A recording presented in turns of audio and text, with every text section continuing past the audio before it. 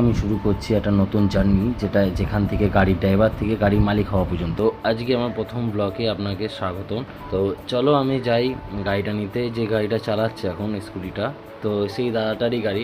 আর রাস্তাঘাটের কি অবস্থা সেটা তো আপনারা দেখতেই পাচ্ছেন। এদিকে তো গাড়িটা নিয়ে আমি চলে এসেছি পেট্রোল পাম্পে।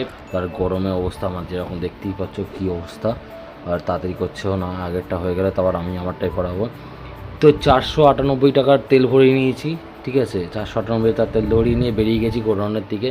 সেকেন্ড হ্যান্ড একটা গাড়ি নেবো, এটা নিয়ে ভাবনা চিন্তা করছি, কিন্তু এই খারাপ গাড়ি চালিয়ে চালিয়ে আমার আর পোষাচ্ছে না। এই গরমে যা অবস্থা খারাপ। আর আমার অনেক বছরের স্বপ্ন যে আমি নিজের গাড়ি নিজে চালাবো মালিক করে। আমি গোডাউনের রাস্তায় ঢুকে গেছি মোটামুটি, আর একটুখানি গেলে পরেই গোডাউনটা আসবে। আর রাস্তাটাও একটু ভালো, কিন্তু চারিদিকে নোংরা সব ভর্তি। আর গাড়িটা কাঁপছে দেখেছো, যেহেতু এইটা ইটের রাস্তা, তাই জন্য এরকম অবস্থা। আর এই যে আমি চালাচ্ছি, দেখো সব কিছু ভাঙা, সব তারফার বেরিয়ে রয়েছে গাড়ির। তো আমি গোডাউনের সামনে চলে এসেছি, কিন্তু এই বাবা গোডাউন কোথায়? আমি লোকেশন তো আমাকে এখানকারই দিয়েছিল, কিন্তু গোডাউনের সামনে এসে দেখছি গোডাউন নেই। এই পাশে যে গোডাউনটা আছে সেটা তো বন্ধ, কিন্তু আমি লোড করবো কোথা দিয়ে?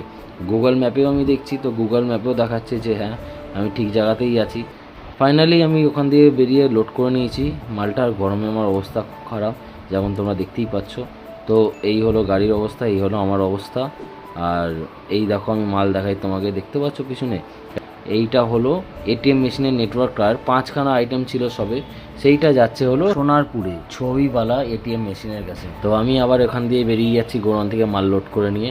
যেমন গরম অবস্থা আর পাচ্ছি না, কি করব। তো রাস্তাটা আস্তে আস্তেই যাচ্ছি, কেন সব কিছু মালফাল নিয়ে নড়াচড়া করছে।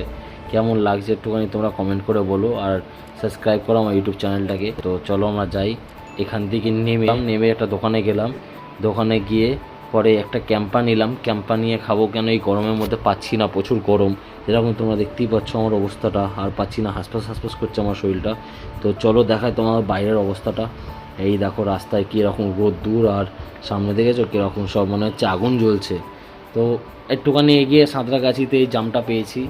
জামটা পড়ার পরে আমার মোবাইলটা খুব ল্যাগ খাচ্ছিল, কেন হিট হয়ে গেছে, প্রচুর হিট হয়ে গেছে আমার মোবাইলটা। আর ওখান থেকে জামটা ছাড়ার পরে এখান দিয়ে বেরিয়েছি, দিয়ে আমি এসেছি সাঁতরাগাছিতে।